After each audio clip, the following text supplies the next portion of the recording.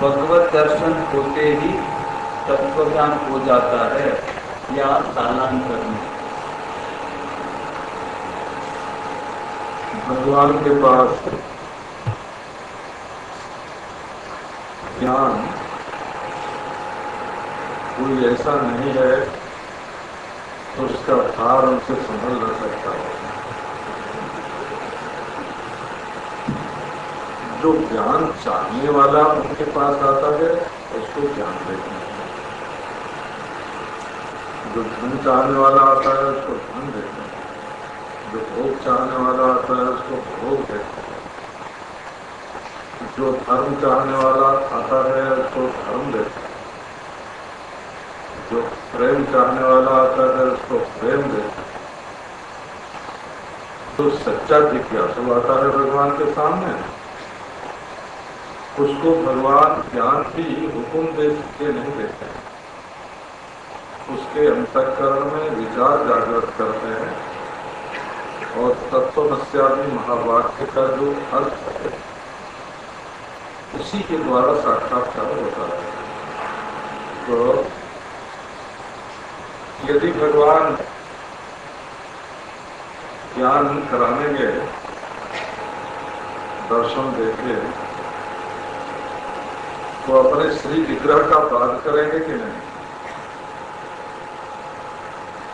हमारे अपने श्री विग्रह के मिथ्यात्व का निश्चय कराएंगे कि नहीं? तो जब गुरु ज्ञान देता है तत्वमस्यादि महावाक्य के द्वारा तो जो शब्द की आकृति है और ब्रह्माकार वृत्ति है वो बात, और जो उसका उपदेश करने वाला है वो सब बाधित हो जाते हैं। और भगवत विग्रह में इतनी महत्व बुद्धि होती है कि वो बाधित नहीं हो सकता। इसलिए शुद्ध आत्मा और ब्रह्म की एकता का ज्ञान देने के लिए भगवान को भी वही प्रक्रिया अपनानी पड़ती है जो वेदांत की है। तो जब शुद्ध अंतःकरण अधिकारी होता है, भगवान की भक्ति करता है, तो भगवान उसको ज्ञान चाहे तो ज्ञान देते हैं। एक कथा आती है योग वासिष्ठ के उपशम प्रकरण में। क्या हिरण्यकशिपु को नृसिंहदेव ने निवृत्त कर दिया और प्रहलाद हुए राजा। तो दैत्यों की सभा जुड़ी और उन्होंने कहा, निश्चय किया कि तुम्हारे वंश की ये रीति है कि जो हमारे पिता को मारे, पुत्र का धर्म है कि वो उसको मारे, उस पर विजय प्राप्त करे। तो प्रहलाद जी तुम्हें नारायण पर, भगवान पर विजय प्राप्त करनी पड़ेगी। तो कुल की रीति प्रहलाद ने कहा ठीक है। सेना जुड़ी और नारायण पर विजय करने के लिए वैकुंठ पर चढ़ाई हुई। अब मार्ग में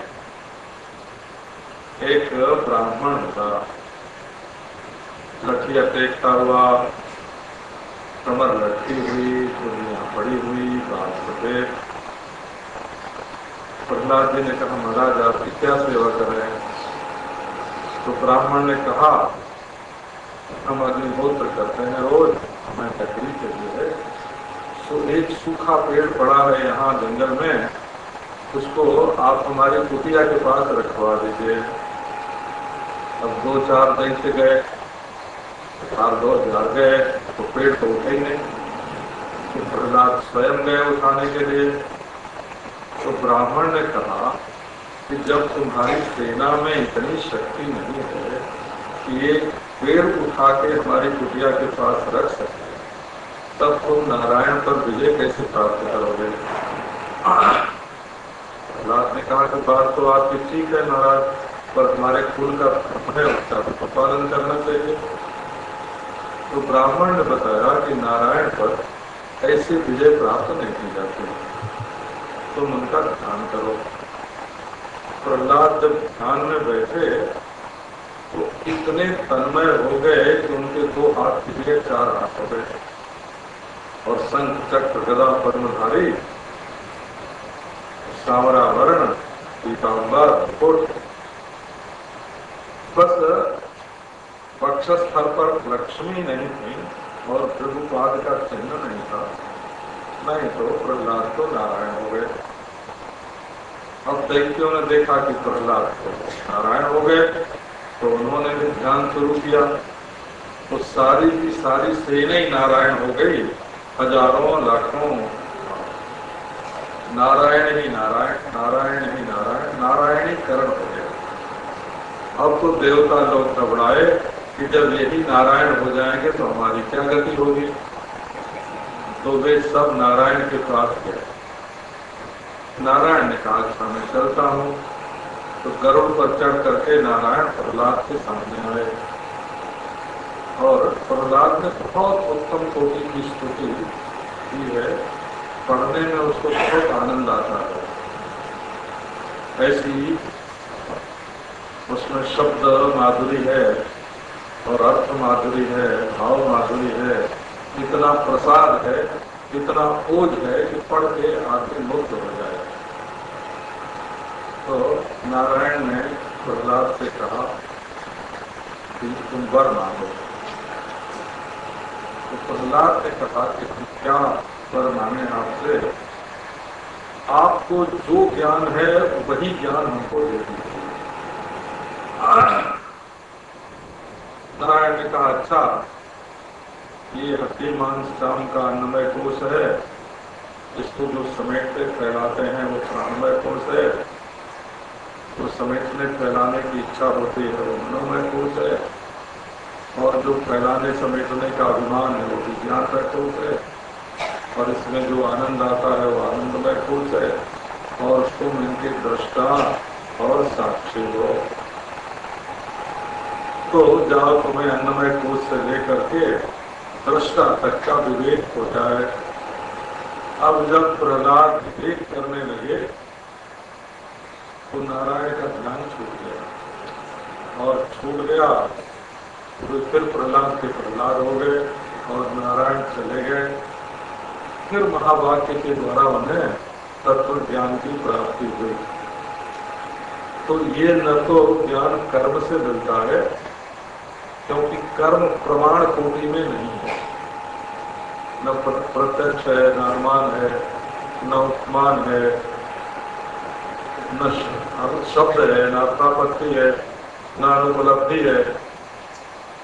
कर्म प्रमाण कक्षा में नहीं है, उपासना भी प्रमाण कक्षा में नहीं है, योग भी प्रमाण कक्षा में नहीं है, और प्रमेय का साक्षात्कार तो प्रमाण के द्वारा होता है। इसलिए भगवान जिसको ज्ञान देना चाहते हैं उसके जीवन में प्रमाण वृत्ति का उदय कराते हैं, और अविद्या की निवृत्ति के लिए तत्व ज्ञान हो जाता है। तो तत्व ज्ञान कोई ऐसी चीज नहीं है कि मुट्ठी में उठा के और उसको किसी को दे दिया जाए। न तो वो लेने से बनता है, न देने से बनता है। उसके लिए तो शुद्ध अंतःकरण में जो आत्मा और ब्रह्म की सिद्ध एकता का विचार होता है, उससे तत्व ज्ञान होता है। तो भगवान का दर्शन तो होता है आत्मा से, इसमें कोई शंका नहीं है, दर्शन होता है। भगवान न भी हो तो हम उनका ध्यान करके उनका निर्माण कर सकते हैं और उनका साक्षात्कार कर सकते हैं। पर तत्व ज्ञान तो उसी को भगवान देंगे जो तत्व ज्ञान चाहे। नहीं तो ध्रुव को जैसे राजा बना दिया वैसे राजा बना देंगे, किसी को ब्याह की इच्छा होगी तो ब्याह भी करवा देते हैं। कोई कहे भगवान हमको लंदन पेरिस अमेरिका भेज दो तो वहां भी भेज देंगे, है ना। लेकिन ज्ञान की सच्ची इच्छा जिसके मन में होगी उसी को देंगे। इसलिए भगवत दर्शन चाहने वाले को ज्ञान देता है, चाहने वाले न चाहने वाले को नहीं। श्रीमद् भागवत के द्वितीय स्कंध में परीक्षित महाराज कहते हैं, प्रविष्ट कर्णरंध्रेण स्वानाम भवसरोरुहं स्वानाम भवसरोरुहं करोति शमलं कृष्णानां शरः। भगवान कर्ण के द्वारा हृदय में प्रवेश करके हृदय के मल को धोता है, तो महाराज जी इसका तात्पर्य क्या है? इसका तात्पर्य ये है कि दुनिया में आप जिसको आंख से देखते हैं, कान से सुनते हैं, त्वचा से छूते हैं, जीभ से चखते हैं, नाक से सूंघते हैं, वो तो संसार का विषय है। और जो इन इंद्रियों का विषय नहीं होता है, उसको यदि हृदय में बैठाना हो तो श्रवण करना पड़ेगा।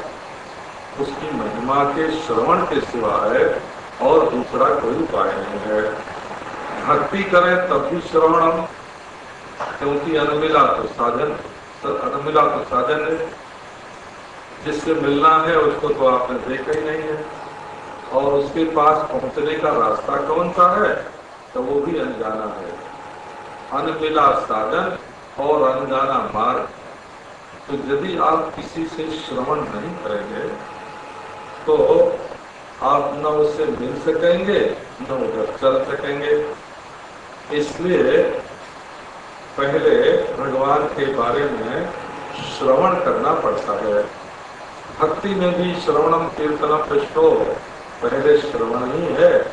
और वेदांत में भी श्रोतव्यो मंतव्यो नित्यासितव्या, पहले श्रवण ही है। इसलिए जो वस्तु आंखों से ओझल है, मन से भी परे है। यन मनसा न मनुते लेना और मनोमतम, उसके बारे में श्रवण करना पड़ेगा। और श्रवण करते करते उस वस्तु का भाव बनेगा। कहते ये हैं कि एक कोई मित्र था, अपने मित्र से मिलने के लिए उसके घर गया तो भीतर से द्वार बंद था। उसने खटखटाया, पुकारा, दरवाजा भीतर से बंद था, जाए कैसे? उसके मन में शंका हुई कि हमारा मित्र स्वाभाविक अवस्था में नहीं होगा, बीमार होगा, बेहोश होगा, तभी इतना खटखटाने पर भी नहीं निकलता है। तो प्रविष्टक कर्ण रंध्रेणा, उस मकान में जो खिड़की बनी हुई थी ऊपर खुली थी, उस पर वो चढ़ गया और चढ़ के भीतर घुसा तो देखा मित्र जी को बेहोश पड़े हैं। तो उसने पानी वानी छिड़का, उसने किया, वहां सफाई की, उनके लिए कुछ चाय पानी बनाया और कुछ दवा दारू दी, तब वो होश में आए। तो ये जीव जो है ये भगवान की ओर से बेहोश होकर अपने शरीर रूपी घर में पड़ा हुआ है। जब हम श्रवण करते हैं तो भगवान शब्द के गरुड़ पर चढ़ के, ये शब्द ही गरुड़ है जो भगवान को ले आता है और कान के रास्ते हमारे शरीर में प्रवेश करते हैं। और फिर देखते हैं कि ये हमारा मित्र तो काम से, क्रोध से, लोभ से, मोह से अत्यंत मलिन हो गया है। तो उसके मन को स्वच्छ करते हैं, निर्मल बनाते हैं। तो जैसे शरद ऋतु आने पर जल की मलिनता अपने आप दूर हो जाती है, वैसे भगवान जब कान के रास्ते से हृदय में प्रवेश करते हैं तो मन की मलिनता अपने आप ही दूर हो जाती है। भगवान को झाड़ू नहीं लगानी पड़ती, झाड़ू नहीं लगानी पड़ती और उनको रंधा नहीं चलाना पड़ता और पॉलिश नहीं करनी पड़ती। उनके आने का ये स्वाभाविक परिणाम है कि संसार का जो राग है वो कम हो जाता है। इतना सुंदर, इतना मधुर, इतना प्यारा जब आके हमारे हृदय में प्रकट होगा तो दुनिया के ये मरने वाले लोग कैसे प्रेम रहेगा। ऐसे वर को प्रिय वर जो जन्म एवं मर जाए, वर बरे गोपाल जो मारो चुड़ लो अमर हो जाए।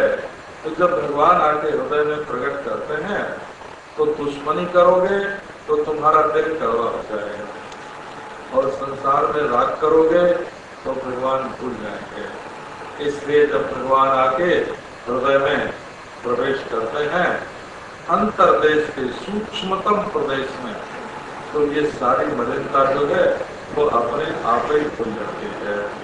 ये श्लोक का प्रविष्टम कर्णरंध्रेण, एक छेद है कान का।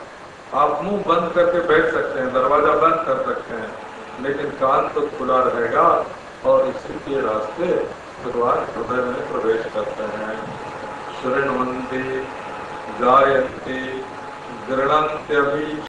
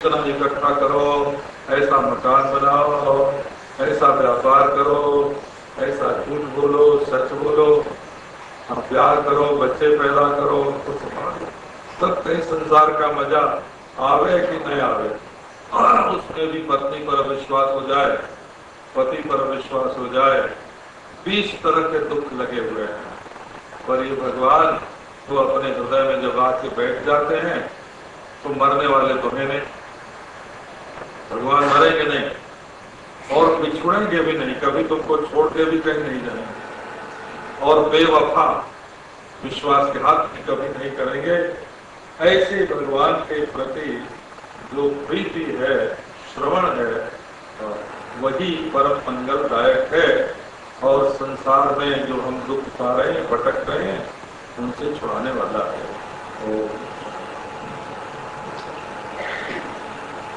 कर्म सिद्धांत के अनुसार सबको अपने कर्मों का फल मिलता है, इस पे ईश्वर भी कुछ फेर नहीं करता है, तो फिर प्रार्थना करने से क्या मिलता है? प्रार्थना करने का अर्थ ऐसा है कि आपकी बुद्धि में जो सबसे श्रेष्ठ है वो आपको प्राप्त है।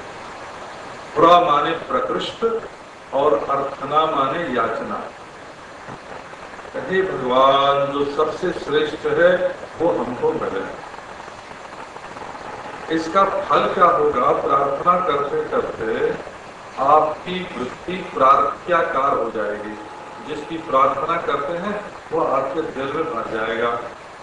अब आएगा कर्म और कर्म का फल।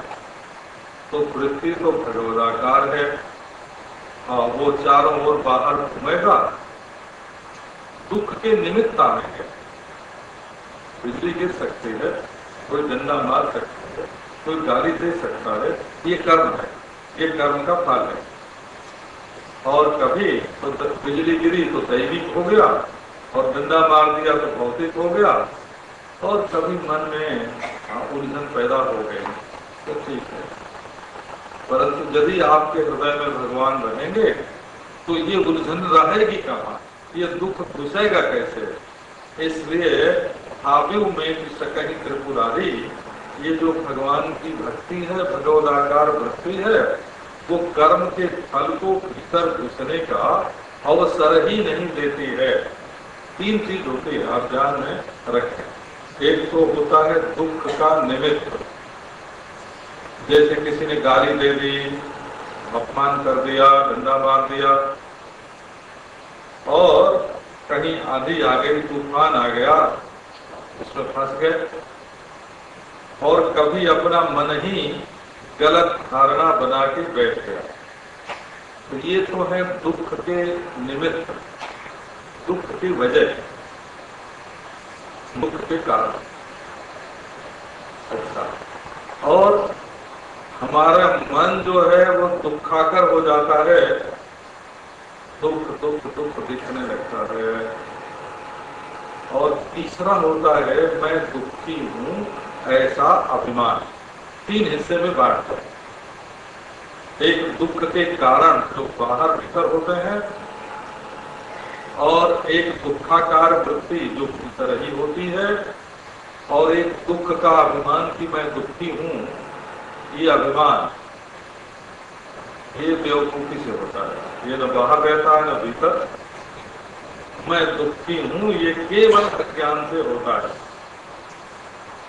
तो जब अज्ञान मिटेगा तब तो मैं दुखी हूं ये अभिमान मिटेगा। लेकिन यदि आपके हृदय में प्रेम से भगवान का स्मरण होता रहे तो दुख प्रवेश नहीं करेगा। उसके लिए मंत्र महामणि विषय व्याल के मेकत कठिन कुंत फाल के, वो स्वामी तुलसीदास जी बोलते हैं, जो तुम्हारे सिर में लिखा हुआ है उसको भी भगवान की भक्ति मिटा सकती है। भाभी मेट सकही त्रिपुरारी, शंकर जी भाभी को भी मिटा सकते हैं। आप अपनी शक्ति से यदि कर्म के फल को नहीं टाल सकते तो भाई यदि तुम स्वयं चोर का गुंडे का मुकाबला नहीं कर सकते तो एक मददगार बुलाते हो तो भाई तुम भी हमारी मदद करना। तो ये जो मददगार है भगवान, इनकी ऐसी शक्ति है कि ये जीव के कर्म को, जीव के किए हुए कर्म को भी टाल सकते हैं। अब एक बात ऐसी ही मान लें कि नहीं टाल सकते तो आप पहले रोते धन के लिए, बोले कर भाई ऐसे ही कर्म है, रोना पड़ रहा है। और स्त्री के लिए रोते, पुत्र के लिए रोते, धन के लिए रोते, इज्जत के लिए रोते। अब यदि आप भगवान की भक्ति करेंगे तो भगवान के लिए रोएंगे। आपको ये मालूम होना चाहिए कि अपने प्यारे के लिए जो रोना होता है उसका नाम दुख नहीं है। और मैं एक बार बहुत पहले की बात है, कोई तरफ मिलाप या राम राज्य नाम का सिनेमा आया, वो देखने गया तो ले गए जबरदस्ती। अब महाराज देखते समय हमको तो ये भूल गया कि ये सिनेमा है। जब रामचंद्र जानकी जी के लिए रोए तो हमारी आंख से भी आंसू गिरे और घंटे 2 घंटे बैठे रहे। राम जी का पेट कभी पीठ से सट रहा है, कभी आंखों से आंसू गिर रहे हैं, व्याकुल हो रहे हैं, हम भी व्याकुल हो। जब सिनेमा से बाहर निकले तो ऐसा दिल ठंडा हुआ, बोले बड़ा मजा आया। हाँ, रोने के बाद ही अनुभव हुआ कि बड़ा मजा आया। मैसूर की चित्रशाला में गए जब मैं सूर्य महाराज के चले, अब वहां महाराज जो करुण रस का चित्र था उसको देखा, देख के आंसू आ गए। जब हंसी का चित्र देखा हास्यरस का तो हंसी आ गई, ललित कला का चित्र देखा तो मधुर भाव आ गया। अद्भुत, कभी रौद्र, कभी बीभत्स, कभी वीर बाहर निकले तो ये ख्याल हुआ कि बहुत सुंदर चित्रशाला है, बहुत मजा आया देखने।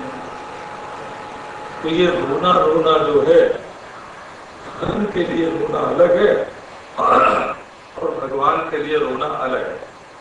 जब आप भगवान की भक्ति करोगे तो आपका जो कर्म सिद्धांत वाला फल है ना, वो धन के लिए नहीं रुलावेगा, भगवान के लिए रुलावेगा। और भगवान के लिए रोना ये तो बड़े सौभाग्य है, भगवान की बड़ी कृपा।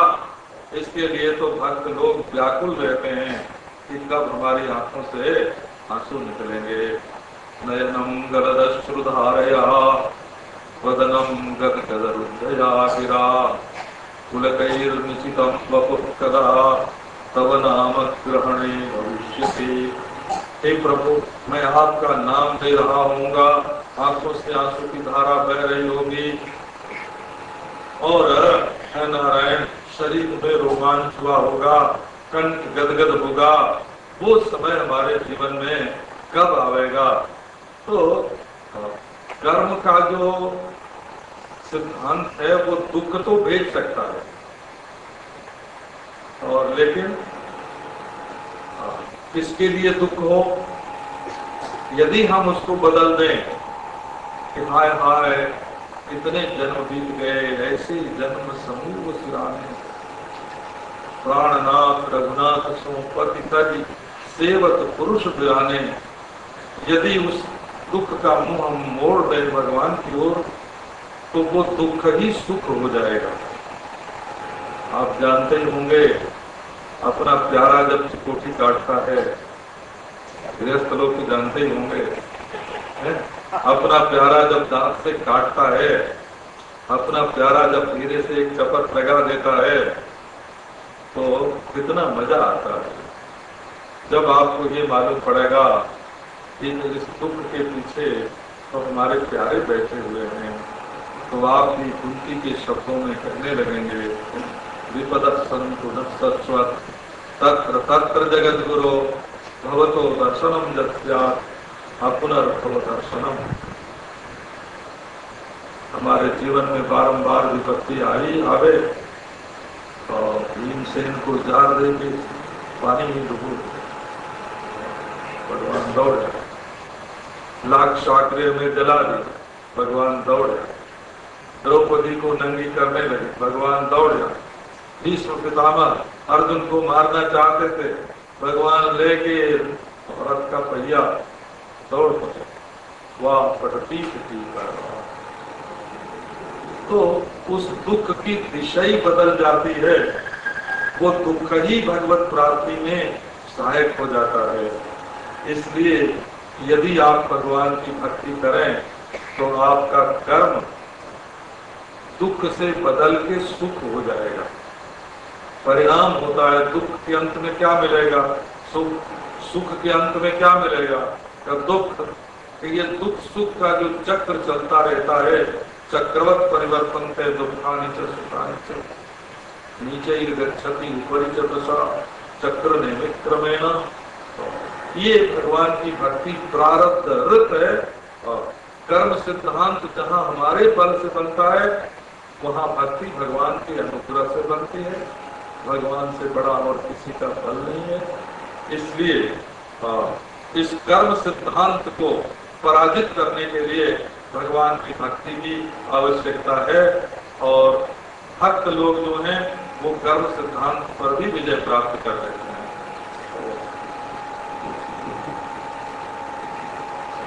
पूज्य श्री महाराज जी, आपकी पुस्तिका भक्ति एवं लीला देखने से आपने कहा कि हमें राम कृष्ण को पाने के लिए उनकी भक्ति करनी चाहिए, अर्थात जीवात्मा को परमात्मा से मिलने के लिए यत्न करना चाहिए।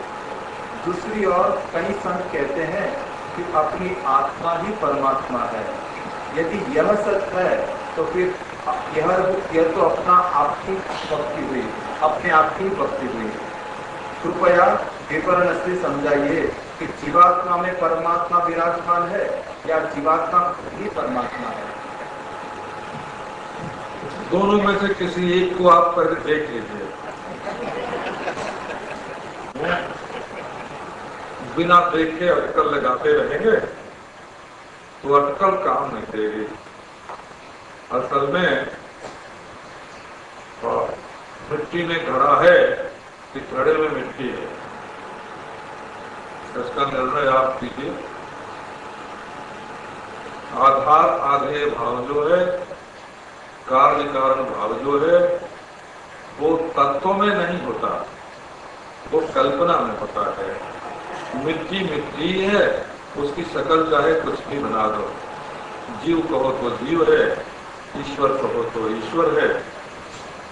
पहले उस तत्व को पहचानो, तब देखोगे कि देहेस्मिन् पुरुषः परः, इस शरीर में परमात्मा है। उसका नाम क्या है? उपद्रष्टा, हनुमंता च, भर्ता, भोक्ता, महेश्वरा, परमात्मा से। एक ही आत्मा के अनेक नाम होते हैं, परमात्मा में अनेकता है। इसलिए जब तक नहीं देखा है तब तक अज्ञान में, अज्ञान दशा, जीव में ईश्वर है, ईश्वर में जीव है, ये सब प्रश्न उठते हैं। देखो कृष्ण ने क्या गड़बड़ाया है गीता में।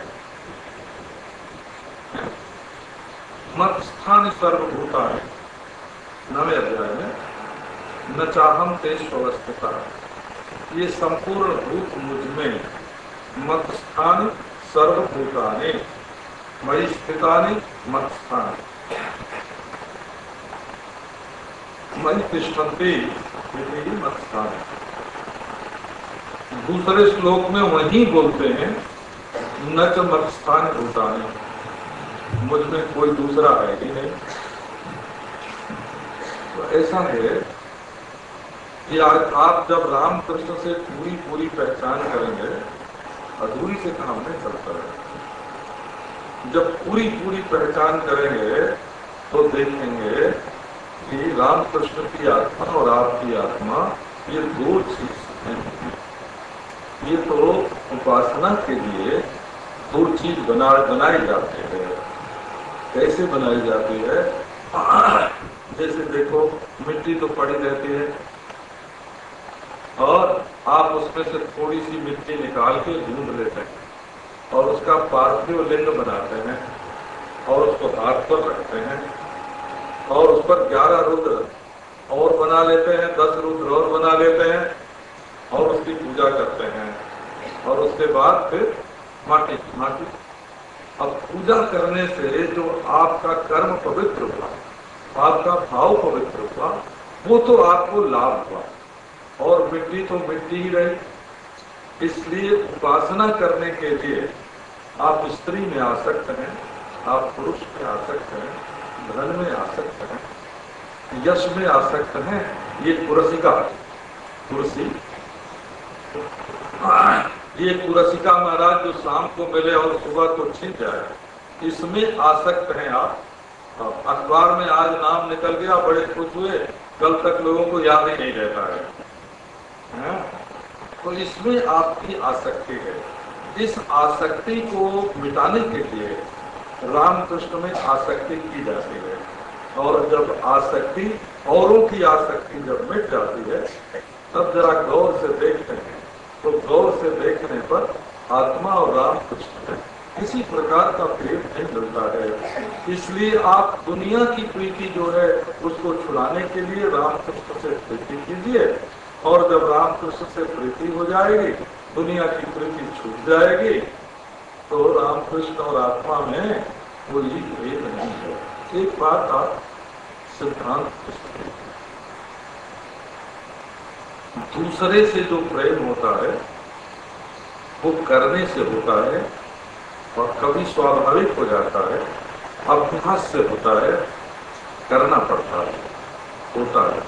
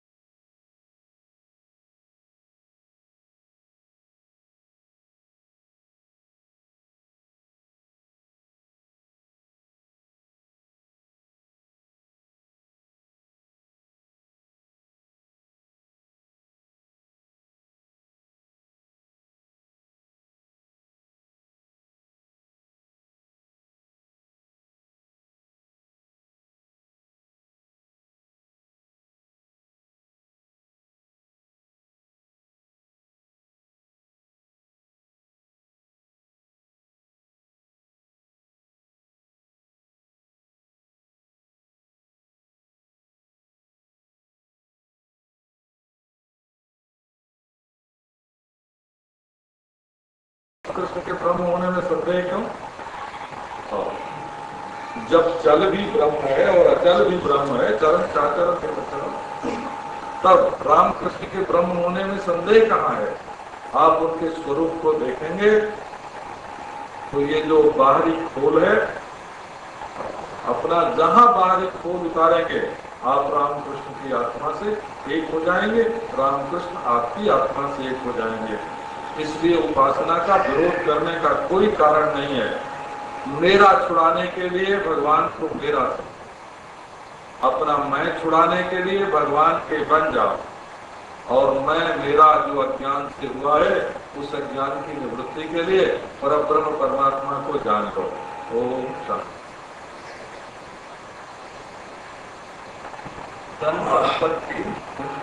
धन संपत्ति प्रारब्ध से मिलती है या पुरुषार्थ से मिलती है?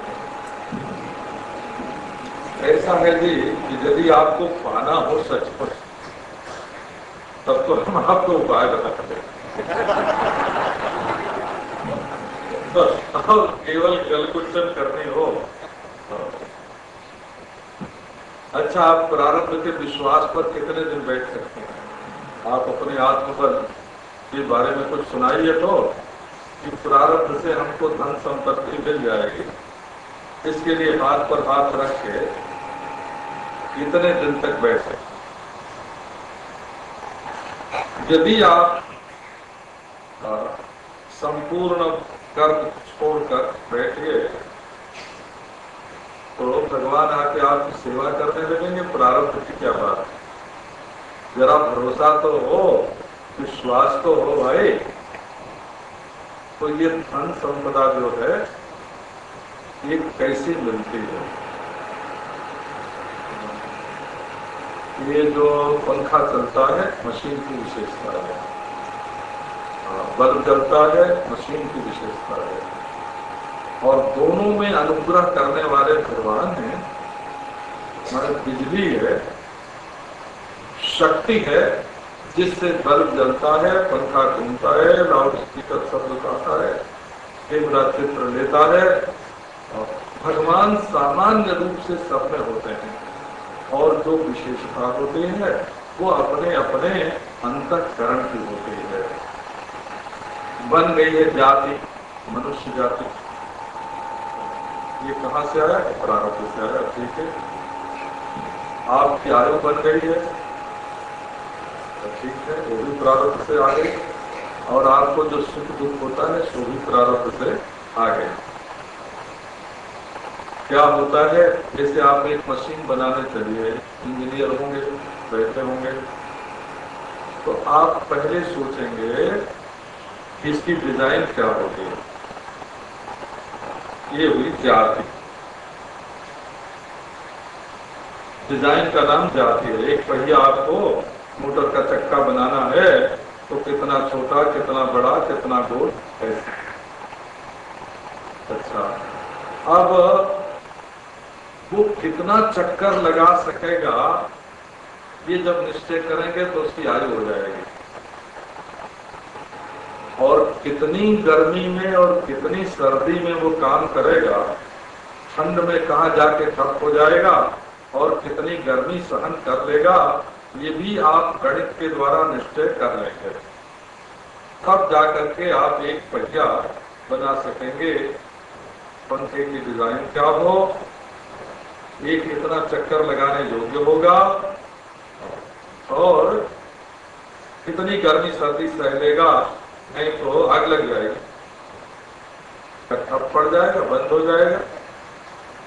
तो ये चीज प्राप्त होती है प्रारब्ध से। ये शास्त्र का इस संबंध में निर्णय है। प्रारब्ध माने पूर्व पूर्व कर्म, और उनके जिस हिस्से से ये शरीर बना है।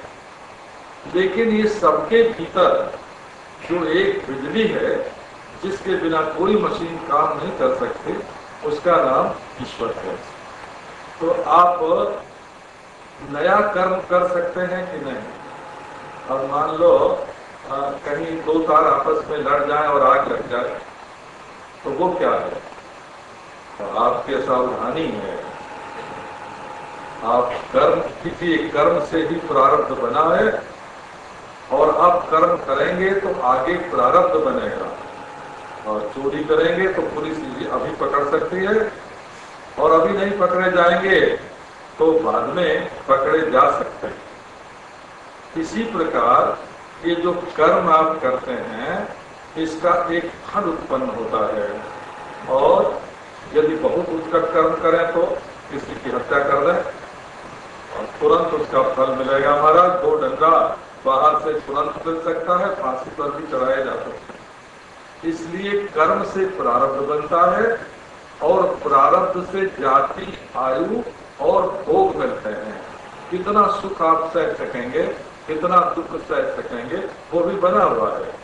और लेनिन की माँ जो है, जब लेनिन प्रेसिडेंट के पद पर बैठा रूस में, और उसकी माँ द्वार था, जात का बहुत सामान्य स्थिति का था, उसकी माँ को लाके दिखाया गया, तुम्हारा बेटा रूस का प्रेसिडेंट। और देखते ही उसको इतना सुख हुआ कि बेहोश होकर गिर पड़ी। उसके दिल में सुख सहने की शक्ति उतनी ही थी, उससे ज्यादा नहीं। तो बाबा, ये सुख दुख को सहने की शक्ति, शरीर की शकल, इसकी उम्र, ये 3 चीज प्रारब्ध से बनती है। और बाकी जो है वो आपको अपने कर्म से उपार्जन करना पड़ता है। एक बात और है, प्राय पाप और पुण्य दोनों समान स्तर पर आते हैं, तब मनुष्य का शरीर मिलता है। थोड़ी अधिकता और कमी रह जाती है, जिसका फल आप पशु पक्षी योनि में न भोग सकते हो और देवता योनि की आवश्यकता न हो, उसके लिए मनुष्य शरीर मिलता है। इसमें यदि आप अच्छे काम करेंगे तो आपका अच्छा प्रारब्ध जग जाएगा हो, और ढेर का ढेर लग जाएगा प्रारब्ध का। और यदि आप बुरे कर्म करेंगे तो आपके दुख देने वाले जो प्रारब्ध हैं वे बन जाएंगे। इसलिए पाप पुण्य तो महाराज इस जन्म के लगते ही लगते हैं। तो आप यदि अपने कर्तव्य का पालन छोड़ करके माँ बाप की सेवा नहीं करेंगे, उनकी सेवा के लिए धनोपार्जन नहीं करेंगे, गुरु जी की सेवा नहीं करेंगे, पत्नी का पालन पोषण नहीं करेंगे, तो नारायण आप दोषी हो जाएंगे। इसलिए दोष से बचने के लिए और प्रारब्ध को और भी उज्ज्वल बनाने के लिए, अपने अंतःकरण को शुद्ध करने के लिए, भगवान की प्रसन्नता के लिए आपको नवीन कर्म करने की आवश्यकता है। यदि आप धन दौलत न भी चाहते हो तो अपने हृदय की जो पवित्रता है उसके लिए कर्म करने की आवश्यकता है। तो महाराज श्री वृंदावन का और श्री युगल सरकार की महिमा समझाए, एक साईं भक्त का प्रश्न है। नारायण नारायण नारायण। देखो पहली बात ये है कि हम चाहें कि व्यापक की जिसकी लंबाई चौड़ाई का माप नहीं है, उस व्यापक की पूजा करें तो कैसे करें? उसके लिए एक स्थान चाहिए।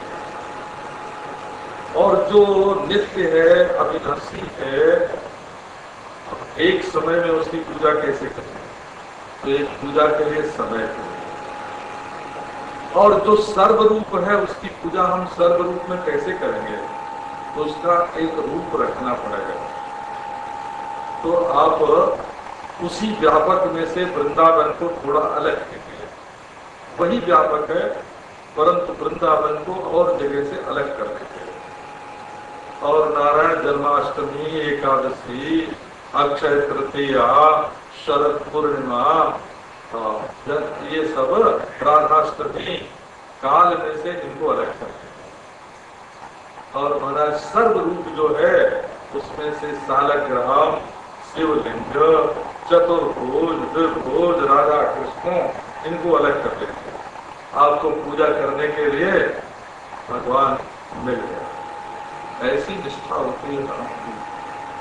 नारायण वृंदावन वाले कहते हैं कि विपिन राज सीमा के बाहर हरिहू को न निहार।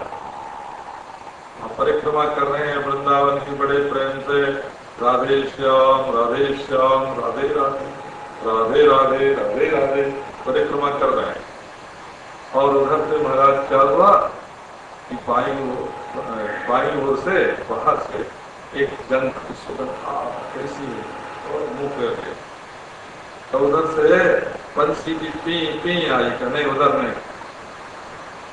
तब घुंघरू पाँव में जो है उनकी रुंझुन आए, नहीं नहीं उधर नहीं। भगवान का भगत जी मेरी ओर देखो तो सही, बोले दाहिने आओ, वृंदावन के भीतर आओ तब हम तुमको देखेंगे, बाहर वाले भगवान को नहीं चाहिए हो। हाँ ऐसी ऐसी धाम की निष्ठा होती है। वहाँ जो प्रेम का प्राकट्य है वहाँ और क्या चाहिए? रस चाहिए। आप देखो धाम की माटी में माटी मिल जाए बस, और नाम को लेके आप कहीं भी जा सकते हैं, परंतु धाम वहीं का वहीं रहता है। और हम वहाँ वृंदावन की विशेषता आपको क्या बतावें? वहाँ संजय बिहारी जी हैं, वो धरती में ही छिपे हुए थे, राज्य में ही छिपे हुए थे। हरिदास जी महाराज हुए भगत, तो पुकारा उन्होंने, हरिदास मैं यहाँ छिपा हुआ हूँ, निकालो तो सही। भक्त नहीं पुकारता है भगवान को, वृंदावन में भगवान ही भक्त को पुकारते हैं। ये वृंदावन की महिमा है। हम बोले देखो हमको नमक और रूखी रोटी मत खिलाओ, हमको दही बड़ा खिलाओ। अरे बड़ा चटोरा है, बोलते बड़ा चटोरा है।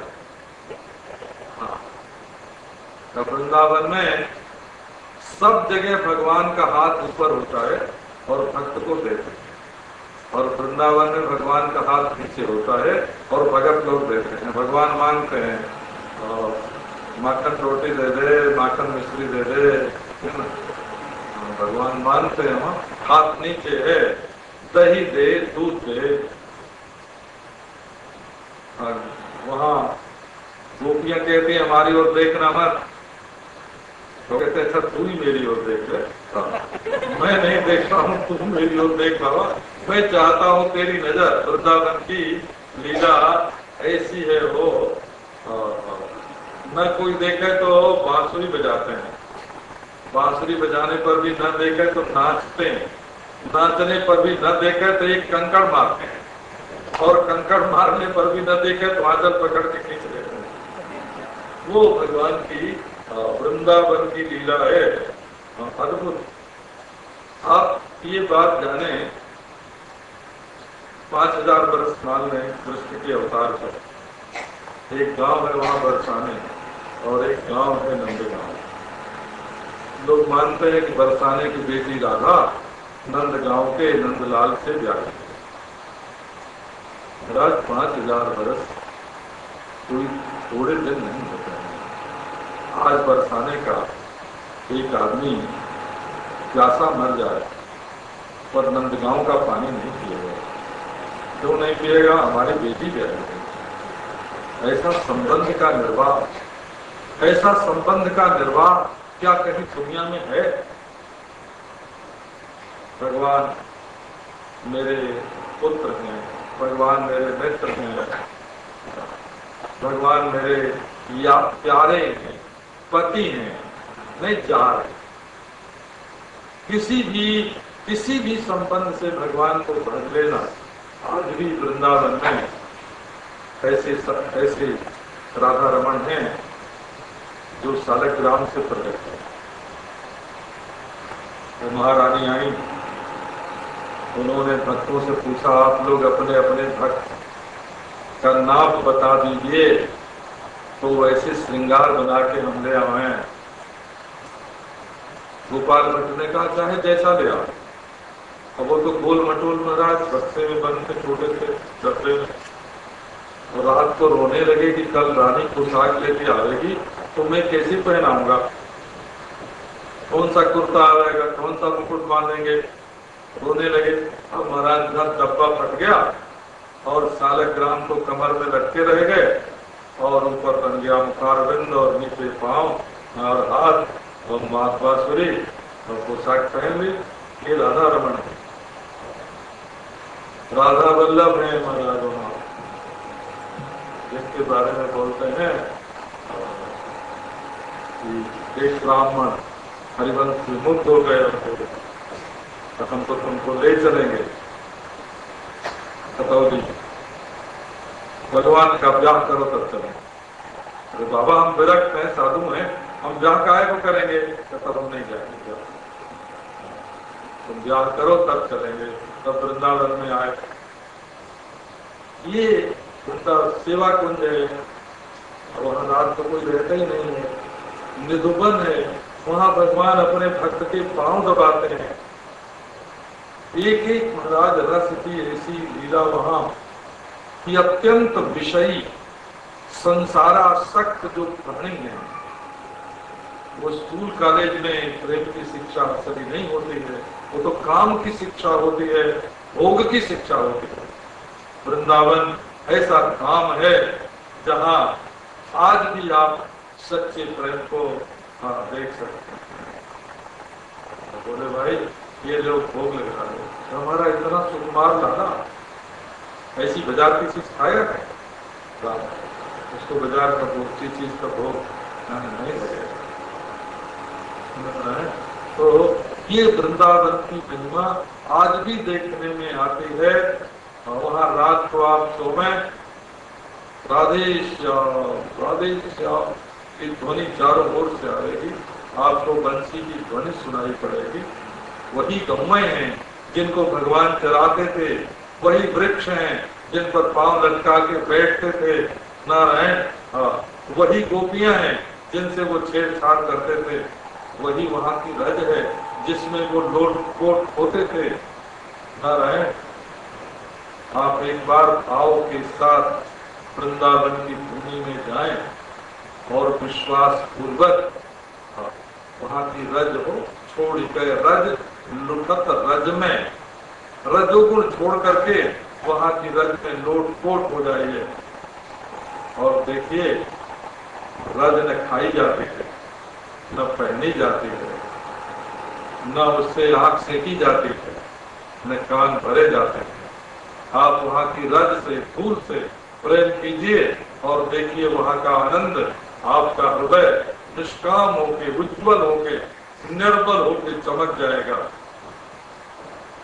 वहां भगवान को मिलने के लिए प्रयास नहीं किया जाता, भगवान